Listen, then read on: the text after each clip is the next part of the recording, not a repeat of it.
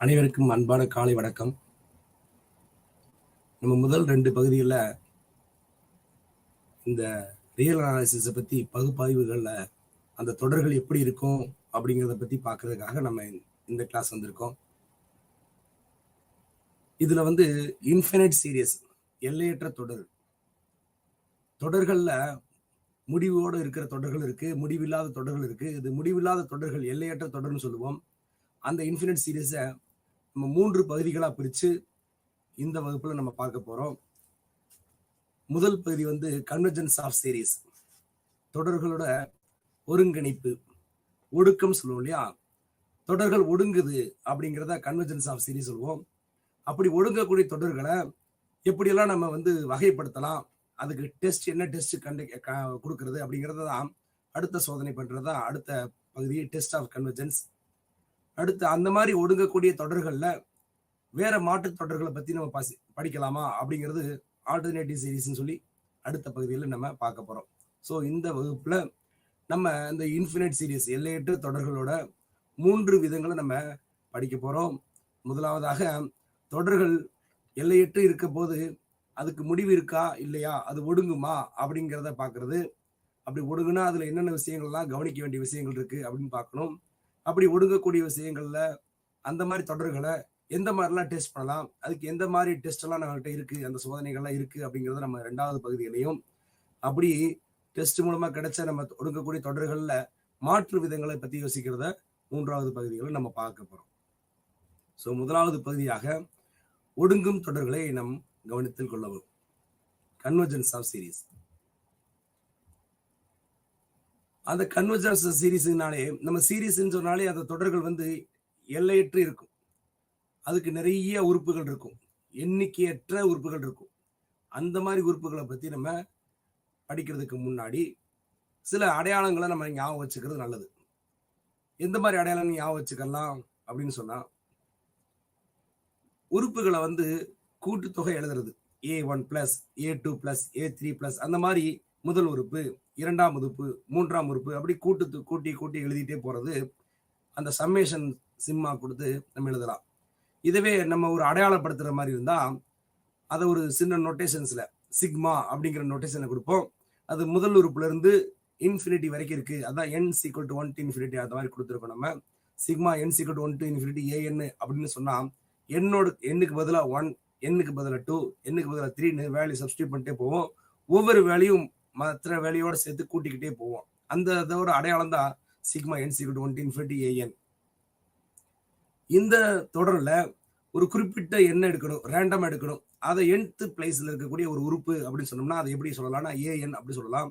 anங்கிறது nth பிளேஸ்ல இருக்கக்கூடிய ஒரு உறுப்பு அந்த இன்ஃபினிட் சீரிஸ்ல. அதுல முதல் n உறுப்புகளோட கூட்டுத்தொகை, அதை பார்சியல் சம் சொல்லுவோம், nth பார்சியல் சம். அதுக்கு அடையாளம் sn. sn எப்படி எழுதலாம், sn = A1 + A2 + A3 + etc. + an அப்படி எழுதலாம். அதை சுருக்க குறியீடா sigma k = 1 to n ak அப்படி சொல்லுவோம். இதை nth பார்சியல் சம். நம்மளோட இந்த தொடர்களை ஒருங்கிணைக்கிறதுல இந்த வார்த்தைக்கு ரொம்ப முக்கியம் இருக்கு. அதனால sn ரொம்ப முக்கியமான ரோல் பண்ணும். இந்த snங்கிறது இதை ஜெனரலைஸ் பண்றப்ப சீக்வன்ஸ் ஆஃப் பார்சியல் சம்ஸ் சொல்லுவோம். S1 இருக்கலாம், S2 இருக்கலாம். அது மாதிரி sn-ஓட கலெக்ஷன்ஸை ஒரு நம்ம சீக்வன்ஸா கொடுக்கலாம். அதனால சீக்வன்ஸ் ஆஃப் பார்சியல் சம்ஸ் சொல்லுவோம். இந்த நோட்டேஷன்ஸ்லாம் நம்ம இந்த பகுதிகளில் கவனத்தில் கொள்ளணும். நம்ம சில உதாரணங்களை பார்க்குறோம். நம்ம தொடர்களை பற்றி நம்ம நிறைய தெரிஞ்சிருப்போம். அதில் ஒரு சில முக்கியமான தொடர்களை இங்கே ஞாபகப்படுத்துறதுக்காக கொடுக்குறோம். 1 + 2 + 3 + அந்த மாதிரி இருக்கக்கூடிய நம்பர்களை அரித்மெட்டிக் சீரிஸ்ன்னு சொல்லுவோம். சீரிஸ்னா அந்த 3 புள்ளிகள் வைக்கிறது தொடர்ச்சியாக போயிட்டே இருக்கும். அது எல்லை இல்லாமல் அப்படியே அந்த மாதிரி அதே பேட்டர்ன்ல போயிட்டே இருக்கும் அப்படிங்கிற மாதிரி. ஸோ 1 + 2 + 3ங்கிறது அரித்மெட்டிக் சீரிஸ். அதாவது ஒவ்வொரு நம்பரோடையும் ஒன்னொன்னா ஆட் பண்ணிட்டே போறது அரித்மெட்டிக் சீரிஸ். ஒன்னு ஆட் பண்ணுங்கிறதுல இந்த மாதிரி ரிசம்பிளன்ஸ் இருக்கக்கூடிய, இந்த மாதிரி அந்த ஒத்த அமைப்பு இருக்கக்கூடிய எல்லாத்தையுமே நம்ம அரித்மெட்டிக் சீரிஸ்ன்னு சொல்லலாம். அடுத்து 2வது சீரிஸ் அந்த தொடர் எப்படி இருக்குன்னா, 1 + 1/2 + 1/4. ஒவ்வொரு உறுப்போடையும் 1/2 பெருக்கி இருக்கும். அப்ப அந்த பெருக்கு தொகையானது அந்த அடுத்தடுத்த உறுப்புகளா மாறுறப்ப அதை கூட்டிக்கிட்டே போறோம். அந்த சம் ஜாமெட்ரிக் சீரிஸ்ன்னு சொல்லுவோம். 1 + 1/2 + 1/4 + 1/8 + 1/16 அப்படி போயிட்டு இருக்கும். அது ஜாமெட்ரிக் சீரிஸ். அடுத்து வந்து 1/2 1/3 அப்படி எண்கள் வந்து தலைகீழா இருக்கக்கூடிய அந்த வருவோம். இந்த 3 விதமான தொடரும் முக்கியமான தொடர்கள், அடிப்படையான தொடர்கள், அது பத்தி தெரியறதுக்காக தான் இந்த உதாரணம் கொடுத்துருக்கோம். ஸோ நம்ம இந்த தொடர்கள்ல இந்த ஒருங்கிணைக்கும் தொடர்கள், அதாவது ஒடுங்கும் தொடர்கள், கன்வர்ஜென்ஸ் அப்படிங்கிற வார்த்தையை படிக்கிறப்ப எப்படிலாம் நம்ம பயன்படுத்தலாம், எப்படி அதை நம்ம பேசலாம் அப்படிங்கிறதுக்கு வருவோம். முதல் டெஃபினேஷன் வந்து ஏஎன் அப்படிங்கிற ஒரு சீக்வன்ஸ் எடுத்திருக்கோம். அந்த 2 பிராக்கெட் கொடுத்திருந்தோம்னா அது ஒரு sequence. So A N be sequence of real numbers. அதுல இருக்க உறுப்புகள் எல்லாமே real number with associated with infinite series. அசோசியேட்டட்னா அது எதோட பொருத்தமா நம்ம மேட்ச் பண்றோம்னா நமக்கு ஏற்கனவே தெரியும் இந்த ஸ்மால் என்ங்கிறது N belongs to capital N அப்படின்னா கேபிட்டல் என்ங்கிறது நேச்சுரல் நம்பர். அப்போ small N belongs to capital என்னா கேபிட்டல் என்ல இருந்து ஒவ்வொரு நம்பரை நம்ம எடுத்து அசோசியேட் பண்ணிக்கிறோம். அப்போ முதல் உறுப்புக்கு பேர் A1, இரண்டாவது உறுப்பு பேர் A2, மூன்றாவது உறுப்பு பேர் A3. அப்ப அந்த இன்ஃபினிட் சீரிஸ் எப்படி காட்டலாம்? A1 plus A2 plus A3 series காட்டலாம். சீரிஸ்னு கூட்டுத்தொகை. உறுப்புகள் மட்டும் சொல்றதா இருந்தா தனித்தனியா சொல்லலாம். A1, A2, A3 சொன்னா சீக்வன்ஸ். அந்த பிராக்கெட் போட்ட சீக்வன்ஸ் கமா கொடுத்துருக்கோம்னு அர்த்தம். அதை வச்சு நம்ம எதை அசோசியேட் பண்றோம்னா அந்த இன்ஃபினிட் சீரிஸ் அசோசியேட் பண்றோம். அப்போ உறுப்புகளை எடுத்து கூட்டி பார்க்குறோம். எப்படி டிஃபைன் பண்ணலாம் அப்படின்னா S1 முதல் உறுப்பை வந்து S1 அப்படி சொல்றோம். நம்ம முதல் 2 உறுப்புகளை வந்து அதோட கூட்டுத்தொகை வந்து S2. சம் ஆஃப் 1 வேல்யூ அது வந்து S1. சம் ஆஃப் 2 வேல்யூஸ் அதாவது முதல் வேல்யூ பிளஸ் அடுத்த வேல்யூ ரெண்டையும் கூட்டிக்கிறோம். A1 பிளஸ் A2 வந்து S2. S3 என்ன? முதல் 3 உறுப்புகளோட கூட்டுத்தொகை. அப்ப ஏற்கனவே இருக்கக்கூடிய 2 உறுப்புகளோட கூட்டுத்தொகையோட அடுத்த உறுப்பை கூட்டிக்கிறோம். S2 plus A3 கூட்டிக்கிறோம். மொத்தமா சொல்றதா இருந்தா A1 plus A2 plus A3 சொல்லலாம். அப்ப S3ங்கிறது என்ன அடையாளம் அப்படின்னு சொன்னா முதல் 3 உறுப்புகளோட கூட்டுத்தொகை. இந்த மாதிரி நம்ம ஜெனரலைஸ் பண்ணிட்டே போலாம். அப்படி நம்ம அப்படி விவரிச்சுக்கிட்டே போறப்ப ஜெனரலா ஒரு nth டேம் அப்படி சொல்றதா இருந்தா எப்படி சொல்லலாம்? Sn is equal to A1 plus A2 plus A3 plus etc. AN சொல்லலாம். ANங்கிறது Sn minus 1 டேமோட ஒரு ANங்கிற டேம் ஆட் பண்ணதான் Sn. ஸோ இப்படி கண்டினியூ பண்ணிட்டே போறோம்னு வச்சுங்களேன். அப்ப நமக்கு ஒரு சீக்வன்ஸ் ஃபார்ம் ஆகுது. இதுக்கு முன்னாடி நம்ம நோட்டேஷன்ஸ்ல காமிச்சோம். Snங்கிறது சீக்வன்ஸ் ஆஃப் பார்ஷியல் சம்ஸ். அதை தான் இப்போ நம்ம விலாவரியா நம்ம பேசிட்டு இருக்கோம். இந்த சீக்வன்ஸ் வந்து Snங்கிற சீக்வன்ஸுக்கு வந்து சீக்வன்ஸ் ஆஃப் பார்ஷியல் சம்ஸ்னு பேரு. ஸோ இந்த சீக்வன்ஸ் எப்படி அப்டேட் பண்றது பாத்தீங்களா? முதல்ல நம்ம ஒரு இன்ஃபினிட் சீரிஸ் எடுத்திருக்கோம். ஜென்ரலா பேசுறதுனால சொல்றேன். ஒரு இன்ஃபினிட் சீரிஸ் எடுத்திருக்கோம். அதுல முதல் உறுப்பை மட்டும் வச்சா S1, முதல் 2 உறுப்புகளோட கூட்டுத்தொகை வந்து S2, முதல் 3 உறுப்புகளோட கூட்டுத்தொகை வந்து S3. இப்படி நம்மளால ஒவ்வொரு வேல்யூஸ் சம்ஸ் கண்டுபிடிச்சிட்டே போக முடியும். ஒவ்வொரு உறுப்புகளை கூட்டி நம்மளோட புது எஸ் வந்து உருவாக்கிட்டு இருக்க முடியும். அப்படி இருக்கக்கூடிய எஸ்எஸ் எல்லாம் கலெக்ட் பண்ணா அது ஒரு சீக்வன்ஸா ஃபார்ம் ஆகுது Sn. அந்த சீக்வன்ஸுக்கு பேரு சீக்வன்ஸ் ஆஃப் பார்ஷியல் சம்னு பேரு. இதுக்கு வந்து இதுல அந்த ஸ்பெசிஃபிக்கா அந்த நோட்டேஷன்ஸ்க்குலாம் S1, S2, S3 பேர் இருக்கு. எப்படி சொல்லலாம் அப்படின்னா S1ங்கிறது ஃபர்ஸ்ட் பார்ஷியல் சம், S2ங்கிறது செகண்ட் பார்ஷியல் சம், S3ங்கிறது தேர்ட் பார்ஷியல் சம். அப்படியே போய் சொல்லிட்டே இருக்கலாம். ஒவ்வொரு உறுப்புகளையும் நம்ம என்ன செய்யலாம், இந்த மாதிரி அடையாளப்படுத்தலாம். அப்ப ஃபர்ஸ்ட் பார்ஷியல் சம்னா S1 முதல் உறுப்பை மட்டும் கூட்டிக்கிட்டோம். S2னா செகண்ட் பார்ஷியல் சம் இரண்டாவது உறுப்பு வரைக்கும் கூட்டிக்கிட்டோம். S3னா மூன்றாவது உறுப்பு வரைக்கும் கூட்டிக்கிட்டோம். அந்த மாதிரி நம்ம அடையாளப்படுத்திக்கலாம். ஸோ இந்த ஒடுங்கும் தன்மையை நம்ம பேசணும். ஸோ இந்த பகுதிகளை வந்து எப்படி ஒடுங்குது, ஒரு இன்ஃபினிட் சீரிஸ் எப்படி ஒடுங்குது அப்படின்னு சொன்னா அதுக்கு உதாரணத்துக்கு ஒரு ஜாமெட்ரிக் சீரிஸ் எடுத்துக்கலாம். Let us start with the most familiar series called geometric series given by. அதாவது ஜாமெட்ரிக் சீரிஸ்னா ஒரு குறிப்பிட்ட வேல்யூவால ஒவ்வொரு உறுப்பையும் பெருக்கி இருக்கும் அப்படி அர்த்தம். ஸோ நான் என்ன பண்றேன்னா அந்த ஜாமெட்ரிக் சீரிஸ்ல ஏங்கிற வேல்யூ எடுத்து பெருக்கிருக்கேன். அப்போ அது எப்படி வரும்? 1 பிளஸ் அதான் A போர் 0. அது ஓகேங்களா? A போர் 0. அடுத்து இருக்குது ஒரு A வாழ பெருக்கிட்டோம்னா A, அடுத்து ஒரு A வாழ பெருக்கினா A ஸ்கொயர், அதுக்கு அடுத்து ஒரு A வாழ பெருக்கினா A கியூப். ஒவ்வொரு முறையும் ஒவ்வொரு உறுப்பு ஏவை பெருக்கினா காமனா மல்டிப்ளை பண்றது வந்து A. அப்ப அந்த சீரிஸ் எப்படி இருக்கும், அந்த கூட்டுத்தொகை எப்படி இருக்கும்? 1 plus A plus A square plus A cube plus A போர் 4 அப்படி போயிட்டே இருக்கும். அதை ஜென்ரலா காமிக்கிறதுக்கு தான் A போர் n-1 எல்லாம் காமிச்சிருக்காங்க. இந்த சீரிஸ் போயிட்டு இருக்கு. ஒரு ஜாமெட்ரி சீரிஸ் நம்ம எடுத்துக்கிட்டோம். இதுல sum of up to n terms அதாவது Sn அப்படி பார்க்க போறோம். Sum of up to n டேர்ம்ஸ்னா nth டேர்ம் வரைக்கும் இருக்கக்கூடிய சம் அதோட வேல்யூ என்ன அப்படின்னா நம்ம நோட்டேஷன் தெரியும். Sn n டேர்ம் வரைக்கும் இருக்கக்கூடிய வேல்யூஸை கூட்டுத்தொகை பார்க்க போறோம். அப்ப Sn equal to first term plus second term plus third term. அப்படி nth டேர்ம் என்ன இருக்கும்? முதல் டேர்ம் 1ல ஆரம்பிக்கிறதுனால nth டேர்ம் வந்து A பவர் n-1 இருக்கும். அப்ப முதல் நம்பரோட கூட்டுத்தொகைங்கிறது Snங்கிறது 1 plus A plus A square plus etcetera A power n-1. இங்க ஒரு சின்ன வேல்யூ எழுதியிருக்கோம். இது என்னன்னா இந்த 1 plus A plus A square plus etcetera plus A power N minus ஒன்னோட 1 மைனஸ் ஏவை பெருக்குனா நம்மளுக்கு 1 மைனஸ் ஏ பவர் என் கிடைக்கும். அப்ப அது மூலமா இங்க என்ன கிடைச்சிருக்குன்னா நம்மளுக்கு 1 plus A plus A square plus etcetera A power N minus ஒன்னோட வேல்யூங்கிறது 1 மைனஸ் ஏ பவர் என்னோட வேல்யூல 1 பை ஏவால டிவைட் பண்ற வேல்யூன்னு அர்த்தம். ஸோ இது ரெண்டோட பெருக்கு தொகையானது 1 மைனஸ் ஏ பவர் என். அது மூலமா நம்மளுக்கு இந்த வேல்யூ கண்டுபிடிச்சுக்கலாம். ஸோ இங்க முக்கியமான விஷயம் வந்து ஏ வந்து கண்டிப்பா ஏ ஒன்னா இருக்கக்கூடாது. A modulus of A not equal to 1 போட்டிருக்கோம். ஏன்னா டினாமினேட்டர்ல அந்த பகுதி அப்படிங்கிற மாதிரி பாக்குறப்ப அந்த டினாமினேட்டர் வந்து 1 மைனஸ் ஏ இருக்கு. ஏயோட வேல்யூ 1 இருந்தா அந்த டினாமினேட்டர் வேல்யூ 0 ஆயிரும். பகுதி தொகுதியில் பாக்குறோம் இல்லையா, அந்த வேல்யூ 0 ஆயிடுச்சுன்னா அந்த டினாமினேட்டர் 0 ஆயிடுச்சுன்னு சொன்னாலே அந்த வேல்யூ நம்மளால கண்டுபிடிக்க முடியாது. நம்மளுக்கு தெரியும் கணிதத்தை பொறுத்தளவுக்கு அந்த மேல இருக்க நியூமினேட்டர் டினாமினேட்டர் பாக்குறோம். டினாமினேட்டர் 0 ஆச்சுன்னா அந்த வேல்யூ வந்து நம்ம மதிப்பிட முடியாது. இன்ஃபினிட்டின்னு அடையாளம் கொடுத்துருவோம் அதுக்கு.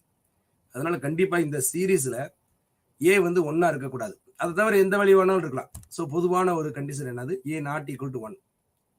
ஸோ இதோட வேல்யூ நம்ம சிம்பிளை பண்றப்ப 1 by 1 minus A power N by 1 minus A, அதை ரெண்டா பிரிச்சுக்கிறோம் நம்ம. 1 minus A power N by 1 minus ஏவை 1 by 1 minus A minus A power N by 1 minus ஏன்னு பிரிச்சுக்கிறோம். ஸோ நமக்கு இப்போ எஸ்என் என்ன அப்படிங்கிறது தனியாக தெரிஞ்சிருச்சு. ஒரு சீக்வன்ஸ் வந்து சீரீஸ் ஃபார்ம்ல எழுதி அந்த சீரீஸ்ல என் டேர்ம்ஸோட சம்மேஷனை பார்த்து அந்த சம்மேஷனை விரிவா இதுதான் அப்படிங்கிறத நம்ம அடையாளப்படுத்தி வச்சிருக்கோம்.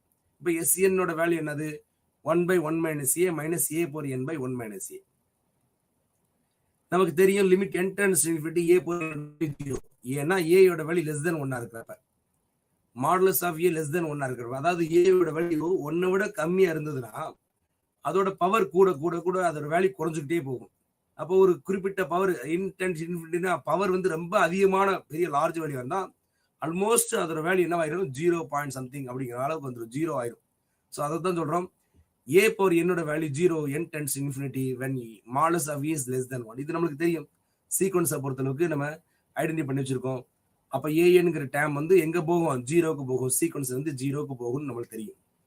அதனால இந்த எஸ்என்ங்கிற சீக்வன்ஸை நம்ம வந்து n டென்ஸ் இன்ஃபினிட்டி அப்ளை பண்ணீங்கன்னா, so when n tense infinity limit S Ns equal to, அப்ப அங்க இருக்கக்கூடிய இந்த முதல் எஸ்என் 2 பகுதியை பிரிச்சிருக்கோம் இல்லையா, அந்த 2 பகுதியில அந்த லிமிட் அப்ளை பண்றோம்.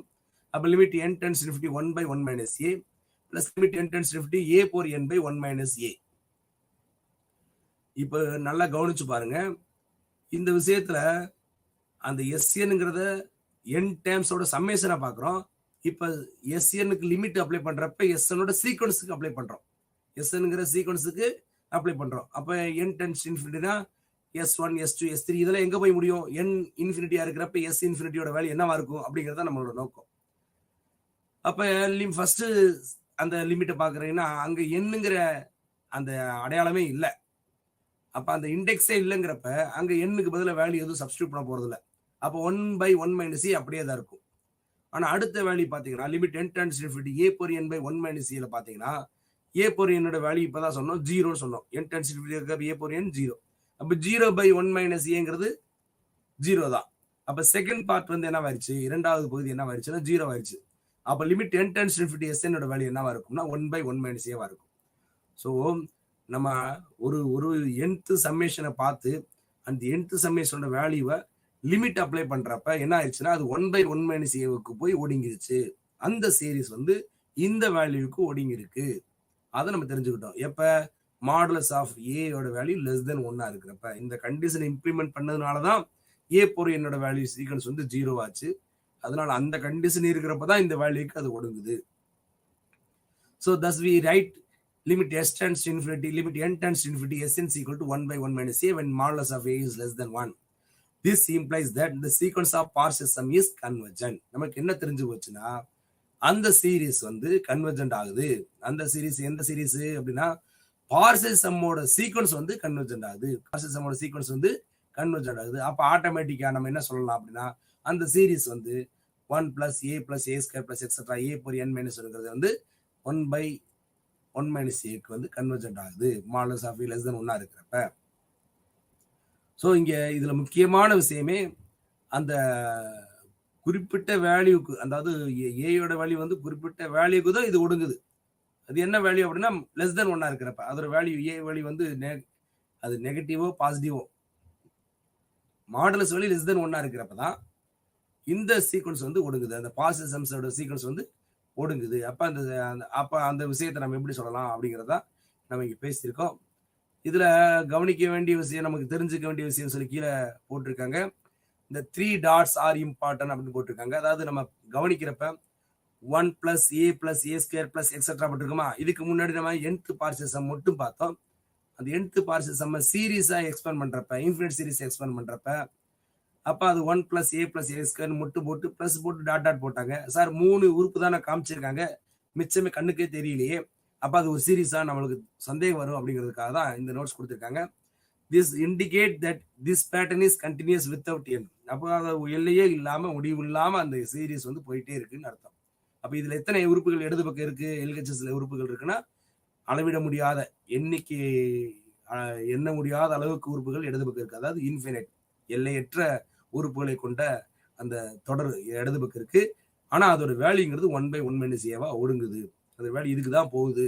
அது எப்ப மாடுலஸ் ஆஃப் ஏ லெஸ் தென் 1 இருக்கிறப்ப அப்படிங்கிறதா நீங்க கவனிக்க வேண்டிய விஷயம். ஸோ அந்த சீரீஸோட value it is the sum of the value 1/1 - a is called the sum of the infinite series. சம்னா கூட்டுத்தொகை சொல்றோம் இல்லையா, நம்ம ஒடுங்குதுன்னு சொல்றதை நம்ம மேக்ஸ்ல எப்படி சொல்றோம்னா சம், இதோட கூட்டுத்தொகைங்கிறது இவ்வளவுதான்.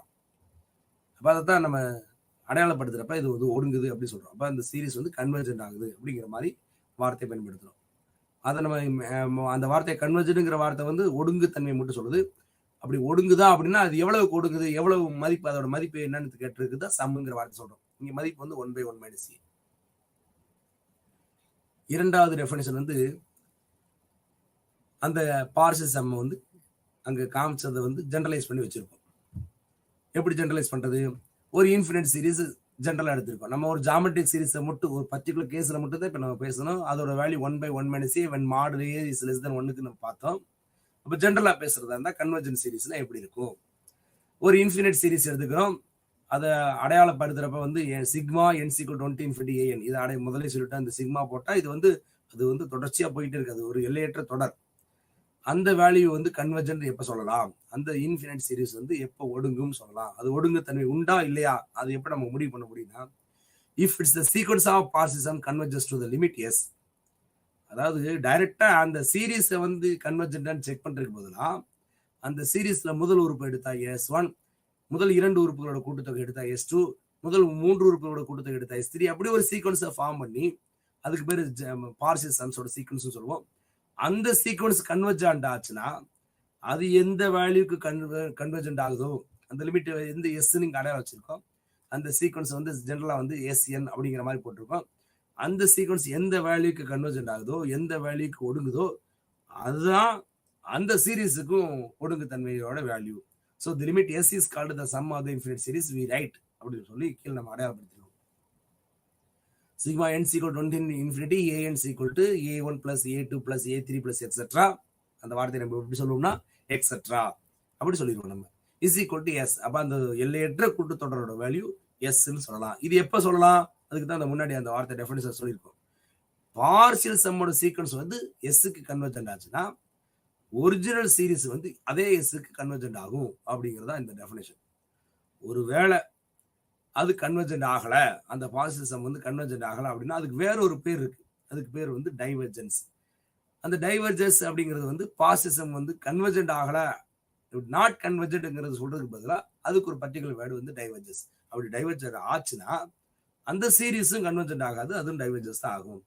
ஸோ அது வந்து பார்ஷியல் சம் வந்து டைவர்ஜ் ஆச்சுன்னா இந்த இன்ஃபினிட் சீரீஸ் இஸ் டைவர்ஜென்ட் சீரீஸ்ன்னு சொல்லுவோம்.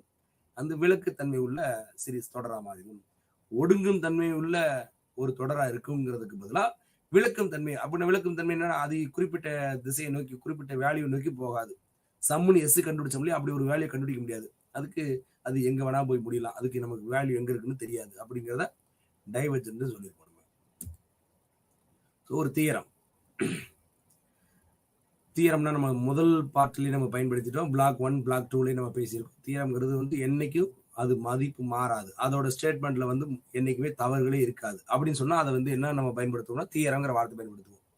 ஒரு ஸ்டேட்மெண்ட்டை ஒரு சொற்றொடரை வந்து மேத்தமெட்டிக்கல் சொற்றொடரை வந்து என்னைக்குமே ட்ரூ தான், அது எப்ப இது தவறு கிடையாது அப்படி சொல்றத நம்ம வந்து வார்த்தை பயன்படுத்துவோம், தியரம்ங்கிற வார்த்தை பயன்படுத்துவோம். The infinite series sigma a in converges இப்போ வந்து n = 1 to infinity போடல பாருங்க. இது வந்து நம்மளே பழக்கப்படுத்திக்கிறோம். என்ன பழக்கப்படுத்திக்கிறோம்னா, சிக்மா போட்டு an போட்டாலே அது வந்து இன்ஃபினிட் சீரிஸ் தான். அப்ப இன்ஃபினிட் சீரிஸ்க்கு ஒவ்வொரு முறை n = 1 to infinity பயன்படுத்தணுங்கிற அவசியம் இல்ல. இதெல்லாம் நம்மளுக்கு ஆட்டோமேட்டிக்கா நமக்கு தெரிஞ்சுக்கலாம் அப்படிங்கிற மாதிரி நோட்டேஷன்ஸ் வந்துட்டோம். So the infinite series sigma an converges implies that limit n tends to an converges to 0. an is equal to 0. நல்லா பாருங்க, சீரிஸ் கன்வர்ஜென்ட் ஆகுறது இம்ப்ளைஸ் அதோட சீக்வன்ஸ். இப்ப ஏஎன் போட்டுருக்காங்களா, அங்க சிக்மா போடல அப்படின்னா ஏஎன்ங்கிறது எலமெண்ட், ஏஎன்ங்கிறது ஜென்ரல் டேம், ஏஎன்ங்கிறது nth பிளேஸ்க்கு விளைவு. அதோட n டைம்ஸ் இன்ஃபினிட்டி லிமிட் போட்டிருக்காங்க. அப்ப ஏஎன்ங்கிற nth டேம் ஜெனரலைஸ் பண்றோம், n டைம்ஸ் இன்ஃபினிட்டி போட்டோம்னா அது வேலை என்ன ஆகுது, 0 ஆகுது. 0க்கு போகுதுன்னா ஏஎன்ங்கிற சீக்வன்ஸ் 0 நோக்கி போகுதுன்னா அந்த சீரிஸ் இன்ஃபினிட் சீரிஸ் வந்து கன்வர்ஜென்ட் சொல்லலாம். This means that if an infinite series is convergent, then its nth term an tends to 0 as n tends to infinity. இந்த தியரத்துல என்ன சொல்ல வர்றோம், அந்த சீக்வன்ஸ் வந்து 0 நோக்கி கன்வர்ஜென்ட் ஆகுது, ஒடுங்குதுன்னு சொன்னா அந்த சீரிஸ் வந்து கன்வர்ஜென்ட் ஆகும். எப்படி ரிலேட் பண்றாங்க பாருங்க, சீரிஸை கன்வர்ஜென்ட் பண்ணா சீக்வன்ஸ் கன்வர்ஜென்ட் ஆகும். அப்ப nth term வந்து 0 நோக்கி போகுது when n tends to infinity போனா, அப்ப வந்து இடையில இருக்க நம்பர் வேல்யூ 0 ஆகல, n tends to infinity இருக்கிறப்ப, அதாவது ஆல்மோஸ்ட் லாஸ்ட் வேல்யூ வச்சுக்கோங்களேன், அந்த சீக்வன்ஸோட லாஸ்ட் வேல்யூ என்னவா இருக்கும்னா 0 இருக்கும்னு வச்சுக்கோங்களேன். அப்ப அந்த கூட்டுத்தொடரோட வேல்யூவும் கன்வர்ஜென்ட் ஆகும், அதுவும் ஒடுங்கும் அப்படிங்கிறத இந்த தியரத்தோட ஸ்டேட்மெண்ட். அதுக்கு ப்ரூஃப் வந்து என்ன பண்ணிருக்கோம்னு சொன்னா, இந்த லிமிட் அப்ளை பண்ற கான்செப்ட் யூஸ் பண்ணிருக்கோம். நம்மளை பொறுத்தளவுக்கு ஒரு சீரிஸ் இருக்கு, ஒரு தொடர் இருக்குன்னா அது தொடர் வந்து ஒரு புள்ளியில தான் போய் நம்மளுக்கு சேருது. அதுக்கு வந்து நம்ம எஸ்ன்னு பேர் வச்சிருக்கோம். இதுக்கு முன்னாடி நம்ம பயன்படுத்துற அதே எஸ் வச்சிருக்கோம்னு வச்சுக்கோங்களேன். ஒரு கன்வர்ஜென்ட் ஆகக்கூடிய ஒரு சீரிஸ் எடுத்திருக்கோம்னு வச்சுக்கோங்களேன். அந்த சீரிஸோட பார்சல் சம் எடுத்து எஸ்ன்னா அது நம்ம தெரியும், அந்த எஸ்ஸுக்கு தான் அது கன்வர்ஜென்ட் ஆகுது. அதனாலதான் அந்த சீரிஸ் அந்த கூட்டுத்தொடரும் வந்து எஸ்ஸுக்கே கன்வர்ஜென்ட் ஆகுது சொல்றோம். அப்படின்னா அதுல 10 உறுப்புகள் எடுத்தாலும் அந்த எஸ்ஸுக்கு தான் போகுது, 1000 உறுப்புகள் எடுத்தாலும் அந்த எஸ்ஸுக்கு தான் போகுது, 10,000 உறுப்புகள் எடுத்தாலும் அந்த எஸ்ஸுக்கு தான் போகுது. அப்ப நம்ம இங்க வந்து நம்ம பயன்படுத்துறப்ப ஏஎன்ங்கிற டேம் வந்து எஸ்என் மைனஸ் எஸ்என் மைனஸ் ஒன்னுனா, ஏஎன்ங்கிற டேம்ல வந்து எஸ்என்னுக்குள்ள ஏஎன்ங்கிற டேம் இருக்கு, எஸ்என் மைனஸ் ஒன்னுக்குள்ள ஏஎன் விட்டுட்டு மிச்சம் இருக்கிற எலமெண்ட்லாம் இருக்கு. இது ரெண்டையும் செப்பரேட் பண்றப்ப ஏஎன் மட்டும் தனித்துவமா நமக்கு கிடைக்கும். அப்ப ஏஎன்ங்கிற டேம் வந்து எஸ்என்ல இருந்து எஸ்என் மைனஸ் ஒன்னுங்கிற அந்த என் டேம்ஸோட கூட்டுத்தொகையில இருந்து என் மைனஸ் ஒன் டேமோட கூட்டுத்தொகை கழிக்கிறப்ப ஒரு டேம் கிடைக்கும், அது வந்து ஏஎன் சொல்றோம். அப்ப மூணுக்குமே லிமிட் அப்ளை பண்றோம். இது நம்மளுக்கு என்ன தெரிஞ்சுக்கிட்டோம்னா, எஸ்என்னோட லிமிட்டும் எஸ் தான், எஸ்என் மைனஸோட லிமிட்டும் எஸ் தான். அதனால ரெண்டோட லிமிட்டும் ரெண்டு வேற வேற கிடையாது, ஒண்ணுதே. அப்படிங்கிறதுனால அப்ப ஏஎன்ங்கிற வேல்யூ 0 ஆயிரும். ஸோ அதனாலதான் நம்மளுக்கு இந்த கான்செப்ட் தெரியுது. இந்த ஸ்டேட்மெண்ட் இஸ் ஆல்வேஸ் ட்ரூ. இப்போ இரண்டாவது தியரத்துக்கு வர்றோம்.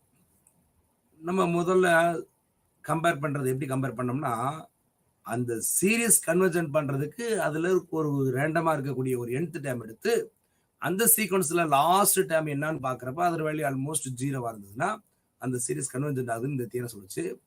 இந்த தியரத்துல எப்படி சொல்றேன்னா, இந்த சீரிஸ் சிக்மா ஏன் convergence if and only if. இதுக்கு வந்து நோட்டேஷன் ஐஎஃப்எஃப் கூட போடலாம் நம்ம. இஃப் அண்ட் ஒன்லி இஃப்னு அர்த்தம், இதுவும் அதுவும் சமம், ரெண்டும் ஒண்ணுதான். அதுக்கு ரெண்டு ஸ்டேட்மெண்டா இணைக்கிறதுக்கு இந்த வார்த்தையை நம்ம பயன்படுத்துவோம். இரண்டும் ஒண்ணுதான், இது இருந்தா அது இருக்கும், அது இருந்தா இது இருக்கும், வைஸ் வெர்சா அப்படிங்கிற மாதிரி. ஸோ இந்த சிக்மா ஏஎன் கன்வர்ஜஸ் அப்படின்னு சொன்னா அதுக்கு பதிலாக for every epsilon greater than 0 ஒரு ஸ்மாலஸ்ட் வேல்யூ, எல்லா ஸ்மாலஸ்ட் வேல்யூக்கும் there exist M belongs to capital N. Capital என்னங்கிறது நேச்சுரல் நம்பர். அப்ப எம் இஸ் ஏ நம்பர், ஒரு நேச்சுரல் நம்பர், ஏதோ ஒரு ரேண்டமா இருக்க நம்பர். ஆனா டிபெண்டிங் அப்பான் எப்சிலாங் போட்டிருக்காங்க. அப்படின்னா என்ன அர்த்தம், நீங்க எப்சிலாங் வந்து ஒரு சின்ன வேல்யூ எடுத்தீங்கன்னா அதுக்கு ஒரு எம் கிடைக்கும், வேற ஒரு எப்சிலாங் வேல்யூ எடுத்தீங்கன்னா அதுக்கு ஒரு எம் கிடைக்கும்.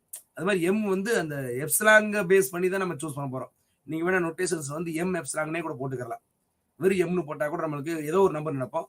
எம் எப்சிலாங்னு போட்டீங்கன்னா அந்த எப்சிலாங்க டினோட் பண்ற மாதிரி எம் இருந்துச்சுன்னா உங்களுக்கு இன்னும் கொஞ்சம் சூட்டபிளா இருக்கும்னு வச்சுக்கோங்களேன், இன்னும் பொருத்தமா இருக்கும்.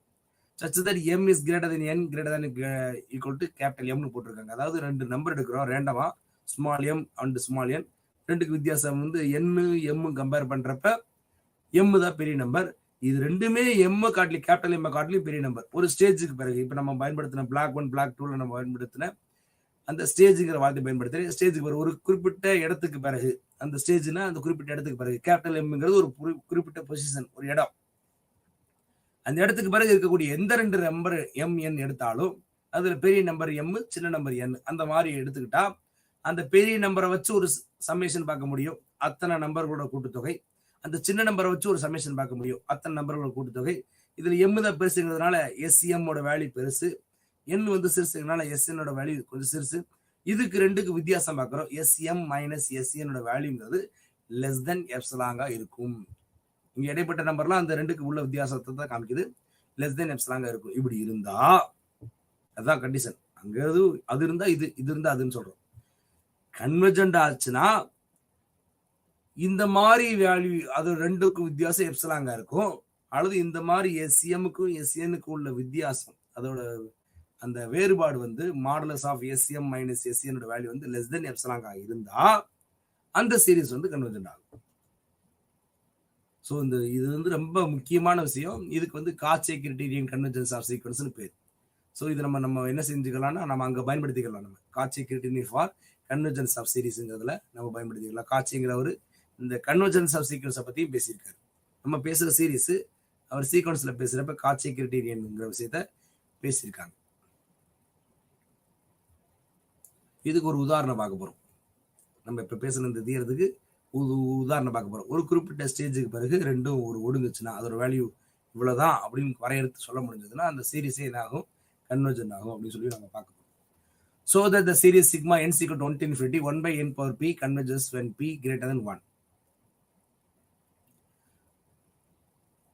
நல்லா கவனிச்சு பாருங்க. அந்த என்னோட பவர் பி வந்து ஃபிக்ஸ் பண்ணிட்டாங்க. பியோட வேல்யூ கிரேட்டர் தென் 1 ஃபிக்ஸ் பண்ணிட்டாங்க. அது வந்து 1 பெருசு அவ்வளவுதான். அப்ப என் பவர் பியோட வேல்யூ பவர் வந்து 1 பெருசுனா ஒரு சாம்பிளுக்கு பி வந்து 2ன்னு கூட வச்சுங்களேன். ஒரு ஐடென்டி பண்றாங்க. அப்ப சிக்மா 1 by n ஸ்கொயர் சொல்றோம்னு அர்த்தம். இப்போ என் வந்து மாறுது. அப்ப இப்ப இந்த சீரிஸ் எப்படி எழுதலாம்? 1 by 1 ஸ்கொயர் எண்ணுக்கு பதிலாக 1 போட்டா plus 1 by 2 square plus 1 by 3 square. பாருங்க கீழே வேல்யூஸ் கூடிக்கிட்டே போகுது. டினாமினேட்டர் வேல்யூ கூடிக்கிட்டே போகுது. விகுதியில அந்த தொகுதியோட வேல்யூ வந்து கூடிக்கிட்டே போகுது. அப்படின்னா ஆட்டோமேட்டிக் என்ன ஆகும்? கீழே இருக்க வேல்யூ கூடுனா அதோட வேல்யூ குறைஞ்சிக்கிட்டே போகும். ஆல்மோஸ்ட் அது 0 நோக்கி போயிட்டே இருக்கும். நம்ம என்ன சொல்லியிருக்கோம்? ஒரு குறிப்பிட்ட ஸ்டேஜுக்கு பிறகு அதோட வேல்யூ 0 ஆச்சுன்னு சொன்னா அந்த சீரிஸ் கன்வர்ஜென்ட் ஆகும் சொல்லியிருக்கோம். ஸோ இதுல இந்த ரெண்டு எக்ஸாம்பிள் 8 and 9 என்ன சொல்லுதுன்னா, இந்த சிக்மா இது முக்கியமான ப்ராப்ளம். அது ரெண்டு எக்ஸாம்பிளா கொடுத்துட்டோம். இது ரெண்டும் சேர்த்து ஒரே தியரம். அந்த தியரத்தை ரெண்டு ப்ராப்ளம் கொடுத்துருக்கோம். Sigma n = 1 to infinity 1 by n power p வந்து p greater than 1 இருந்தா கன்வர்ஜென்ட் ஆகும். ஒருவேளை பியோட வேல்யூ லெஸ் தென் 1 இருந்ததுன்னு வச்சுங்களேன், ஆனா பாசிட்டிவா தான் இருக்கணும். அதனால 0 less than p less than equal to 1 கொடுத்துருக்காங்க. 1ஆவும் இருக்கலாம், 1ஓட கம்மியாகவும் இருக்கலாம். So p less than equal to 1 அப்படி இருந்ததுன்னா அந்த சீரிஸ் வந்து டைவர்ஜஸ் ஆகும். ஸோ கன்வர்ஜஸுக்கு ஒரு பாசிபிலிட்டி, டைவர்ஜஸுக்கு 2 பாசிபிலிட்டிஸ். ஓகேங்களா? ஸோ இதுதான் நம்ம அந்த ப்ராப்ளத்தில் பேசுகிறோம். இப்போ கீழே இருக்க வேல்யூ கூடிட்டே போச்சுன்னா கன்வர்ஜென்ட் ஆகும், கீழே இருக்க வேல்யூ குறைஞ்சிக்கிட்டே போச்சுன்னா வந்து அது டைவர்ஜஸ் ஆகும். அப்படிங்கிறது தான் இங்கே இருக்க மீனிங். அப்ராப்ரியேட்டாக நம்ம சூஸ் பண்ணுறதை பார்க்குறேன். Find the some. இந்த கூட்டுத்தொகை பார்க்கணும். எந்த சீரீஸில் 1 by 2 power k. கேயோட வேல்யூ மாறிட்டு 2 ஃபிக்ஸ்டு. அந்த நம்பர் ஃபிக்ஸ் பண்ணிட்டோம். பவரை வந்து ரேண்டமாக கூட்டிகிட்டே போகிறோம். ஆனால் ஸ்டார்ட் பண்ணுறது 3லேருந்து ஸ்டார்ட் பண்ணுறோம். அப்போ முதல் 2 நம்பர் விட்டுட்டோம். நம்ம ஒரு பர்பஸுக்காக அந்த 2 நம்பர் விட்டுட்டு மற்ற நம்பர்லேருந்து ஸ்டார்ட் பண்ணுறோம்னு வச்சுங்களேன். அப்போ 0லேருந்து ஸ்டார்ட் பண்ணால் அது எப்படி இருக்கும்? நம்ம இந்த பாருங்க, நோட்டேஷன் பாருங்க. 1 by 1 1 by 2 power 0 1 by 2 power 1 1 by 2 power 2 அப்படி அந்த எலமெண்ட்ஸ் எடுத்துகிட்டே இருக்கலாம். அந்த எலமெண்ட்டை அந்த உறுப்புகள் எடுத்து கூட்டி போடலாம். அப்போ 3லேருந்து வரதை மட்டும் அப்படியே அடையாளமாக வச்சுக்கிறோம். மொத்த 3 எலமெண்ட்டை நம்ம வெளியில் தெரிகிற மாதிரி, பார்வைக்கு தெரிகிற மாதிரி நம்ம வச்சிருக்கோம். அப்போ sigma k = 0 to infinity 1 by 2 power k-ங்கிறது 1 plus 1 by 2 plus 1 by 2 square plus sigma k = 3 to infinity 1 by 2 power k. நமக்கு ப்ராப்ளத்தில் எதை கேட்டிருக்காங்க? 1 by 2 power k-யோட வேல்யூ ஸ்டார்ட் ஃப்ரம் 3 அதுலேருந்து இருக்கக்கூடிய சம்ம கேட்டிருக்காங்க. அப்போ மிச்சம் இருக்க அந்த வேல்யூஸ் என்ன செஞ்சலாம்? இடது பக்கம் கொண்டு வரலாம்னு வச்சுக்கோங்க. அப்போ 0 to இன்ஃபினிட்டியோட வேல்யூ நமக்கு என்னன்னு தெரியும். இதுக்கு முன்னாடி இதில் பார்த்த நம்ம அதில் நமக்கு வேல்யூனா 1 by 1 minus 2. ஓகேங்களா? 1 by 1 minus 2 இதுதான் ஃபார்முலா. 1 by 1 minus a நமக்கு தெரியும். கன்வர்ஜென்ட் சீரீஸ் வந்து நம்ம என்ன ஜாமெட்ரிக் சீரீஸை பொறுத்தளவுக்கு எங்கே போகுதுன்னு பார்த்துருக்கோம். நம்ம 1 by 1 minus a க்கு போகும் இந்த geometric series. 1 plus a plus a square plus etc. 1 by 1 minus a க்கு போகும் when a is less than 1 இருக்கிறப்ப. இங்க வந்து a யோட வேல்யூ வந்து 1 by 2. a யோட வேல்யூ வந்து 1 by 2. 1 by 2 power k ன்னு வச்சுக்கோங்களேன். a யோட வேல்யூ 1 by 2. அதனால இங்க a யோட வேல்யூ 1 by 2ங்கிறதுனால லெஸ் தென் 1ங்கிறதுனால அந்த கண்டிஷன் அப்ளை பண்ணிக்கலாம்.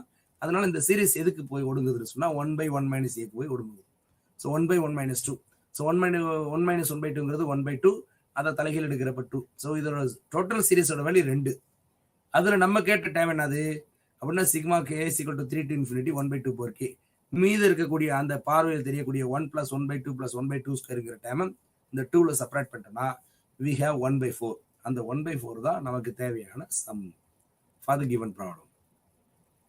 ஓகே, ஸோ நம்ம இந்த விஷயத்தில் என்னென்னலாம் தெரிஞ்சுக்கிட்டோம் அப்படின்னு சொன்னால் we have explained the notation of infinite series. Infinite சீரிஸ்ங்கிறது எப்படி இருக்கும், அது எந்த மாதிரி எழுதலாம், அது வந்து சம்மேஷன் ஃபார்மேட்டில் எழுதலாம், சிக்மா ஃபார்மேட் எழுதலாம், சீக்வன்ஸ் வந்து ப்ராக்கெட் போட்டு எழுதலாம். அதை தான் நம்ம இங்கே நோட்டேஷன்ஸ் பார்த்துருக்கோம். நம்ம இதில் நம்ம பேசியிருக்கோம். அடுத்ததுல பார்சிசம் SN அப்படின்னு தான் சொல்லியிருக்கோம். முதல் எண்களோட கூட்டுத்தொகையை வந்து எஸ்ன்னு சொல்லுவோம். அதை வச்சு சீக்வன்ஸ் கிரியேட் பண்ணுவோம், சீக்வன்ஸ் ஆஃப் பார்சிசம் கிரியேட் பண்ணுவோம்.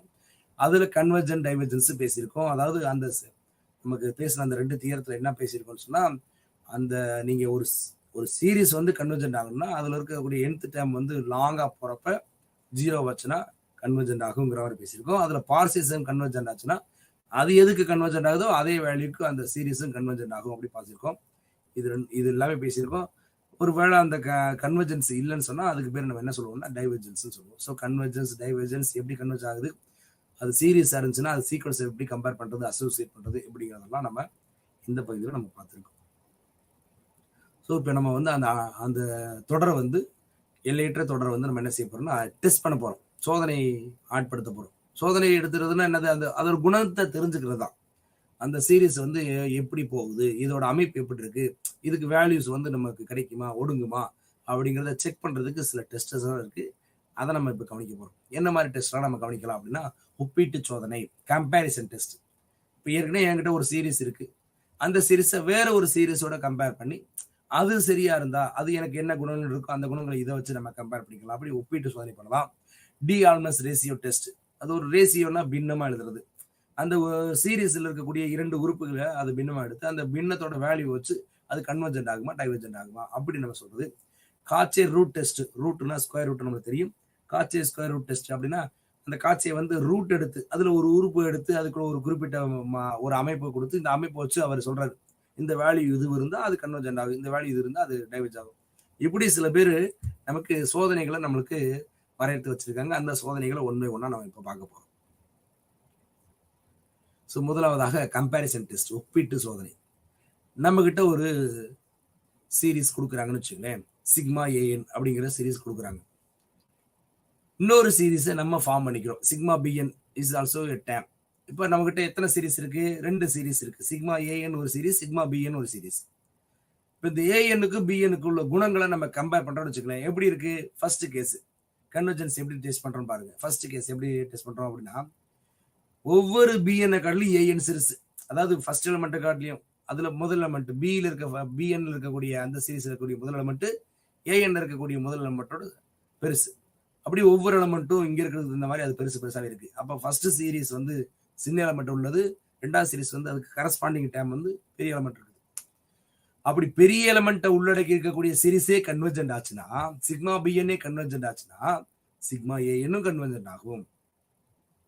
அப்ப அந்த கம்பேரிசன் டெஸ்ட் எவ்வளவு ஈஸியா முடியுது பாருங்க.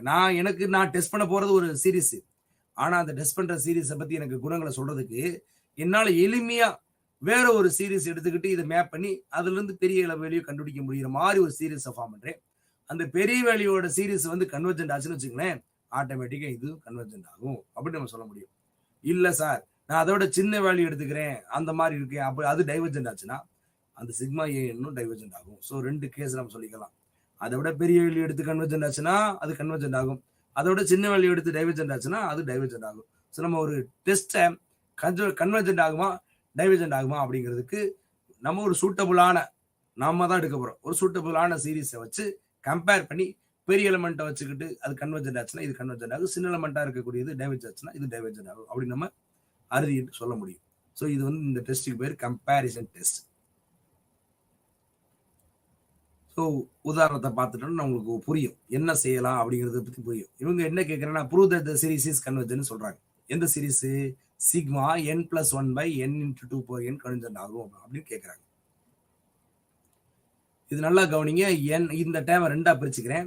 n+1/nங்கிற ஒரு டேம், 1/2/n ஒரு டேம்.